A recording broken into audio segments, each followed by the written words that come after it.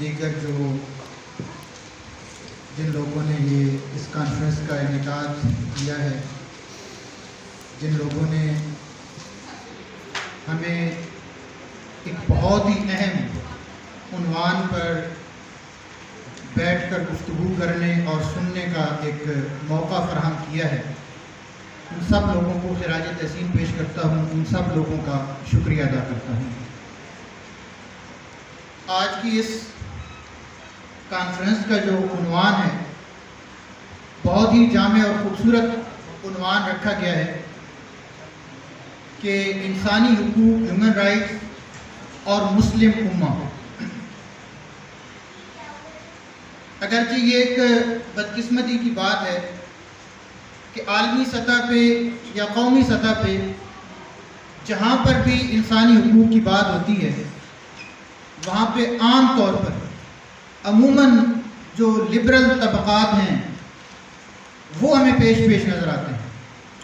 وہ لوگ یہ نعرہ لگاتے ہوئے نظر آتے ہیں کہ انسانی حقوق کی حفاظت ہونی چاہیے،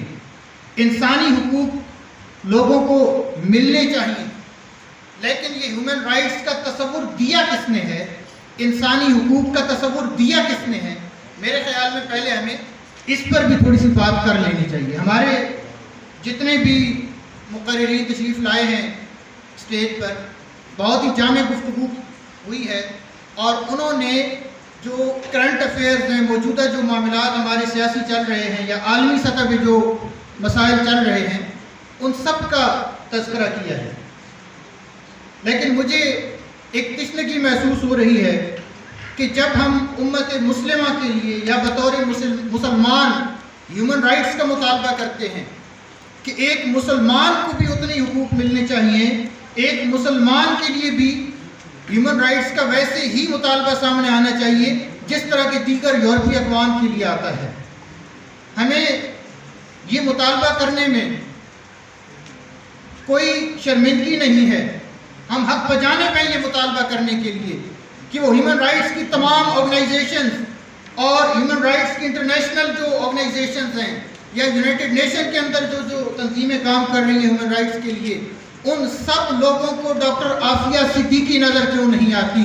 ان سب لوگوں کو کشمیر کے وہ لاکھوں غلام نظر کیوں نہیں آتے کہ جن لوگوں کے خون کی ہولی بھی کھیلی جا رہی ہے، جن کی عزتوں کو بھی پامال کیا جا رہا ہے، جن کے مستقبل کو بھی لوٹا جا رہا ہے، جن کے حال کو بھی لوٹا جا رہا ہے؟ ہم یہ بھی مطالبہ کرتے ہیں، یہ سوال اٹھاتے ہیں ان تمام ہیومن رائٹس کی آرگنائزیشن سے جو عالمی سطح پر کام کر رہی ہیں، میں قومی سطح کی بات نہیں کر رہا، عالمی سطح پر جو آرگنائزیشنز کام کر رہی ہیں، ان کو فلسطین کے وہ معصوم بچے نظر کیوں نہیں آتے کہ جو توپوں اور ٹینکوں کے سامنے پتھر لے کر کھڑے ہوتے ہیں اور اپنے حقوق طلب کر رہے ہوتے ہیں، اپنے حقوق مانگ رہے ہوتے ہیں؟ ہمیں اس کی وجہ یہ ہے، ہم یہ سوال پوری زور و شور سے، شد و مد سے یہ سوال عالمی سطح پر اٹھانے میں ناکام رہے ہیں۔ اس کی وجہ یہ ہے کہ ہمیں اپنے ماضی کا علم نہیں ہے، ہمیں اس تاریخ کا علم نہیں ہے جس تاریخ نے سب سے پہلی مرتبہ انسانیت کو ہیومن رائٹس کا شعور دیا تھا، سب سے پہلے جس نے انسانوں کے حقوق متعین کیے تھے، اور وہ تاریخ کیا ہے؟ وہ 1400 سال پرانی تاریخ، اسلام کی تاریخ ہے، جس نے سب سے پہلے انسانی حقوق کا تصور پیش کیا۔ اب یہ دعویٰ تو ہم کر لیتے ہیں کہ اسلام ہیومن رائٹس کا سب سے پہلا داعی ہے، سب سے پہلے یہ تصور، سب سے پہلے یہ ہیومن رائٹس کا کنسیپٹ اسلام نے دیا ہے، لیکن ہمارے پاس دلیل کیا ہے؟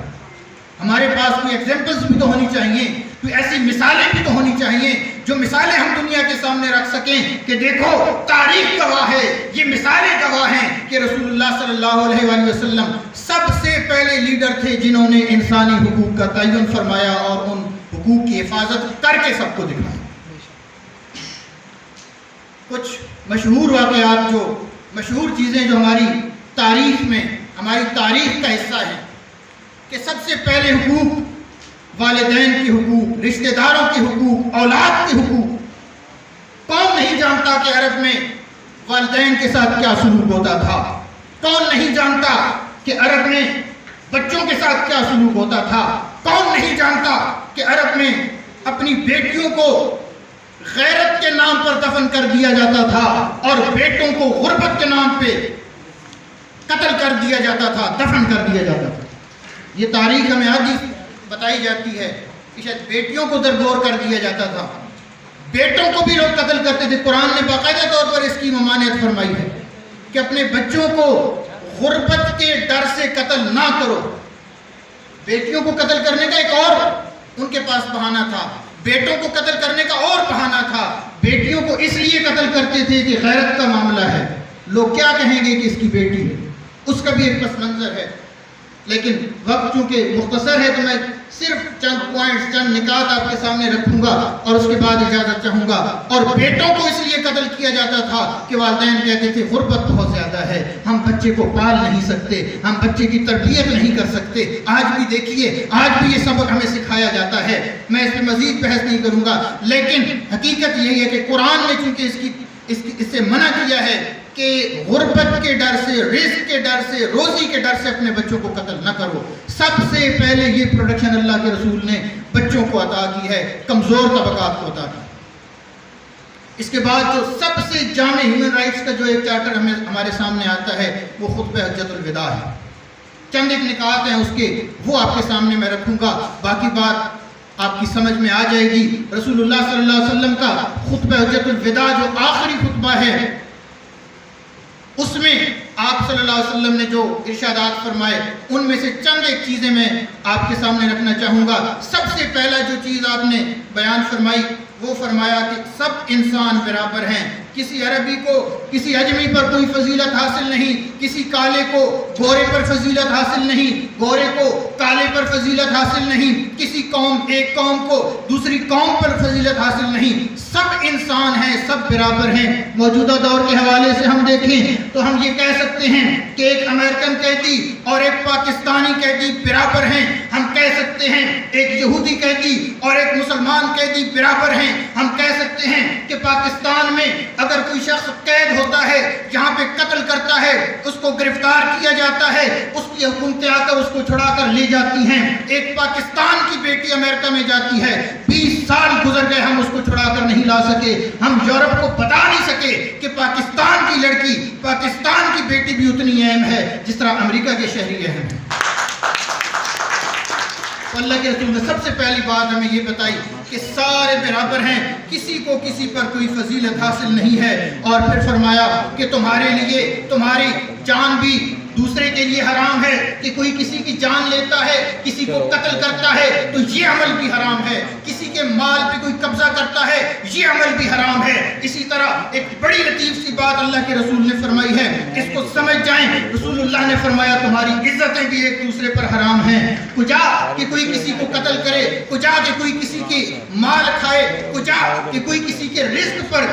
قبضہ کرے۔ اللہ کے رسول نے فرمایا کسی کو یہ حق حاصل نہیں ہے کہ کسی دوسرے کی انسلٹ کرے، کسی کی عزت اور ناموس سے کھیلے۔ تو ایک دوسرے کی عزتیں بھی تم پر حرام ہیں۔ یہ بھی حقوق ادا فرمائے کہ ہر شخص کو یہ حق حاصل ہے کہ وہ باعزت شہری کے طور پر اپنی زندگی بسر کرے۔ پھر آپ صلی اللہ علیہ وسلم نے جو غریب طبقات ہیں، جو کمزور طبقات ہیں، آپ صلی اللہ علیہ وسلم نے ان کی وکالت فرمائی ہے، اور خاص طور پر نام لے کر فرمایا کہ اپنی بیویوں کے بارے میں اللہ سے ڈرو، اپنے غلاموں کے بارے میں اللہ سے ڈرو۔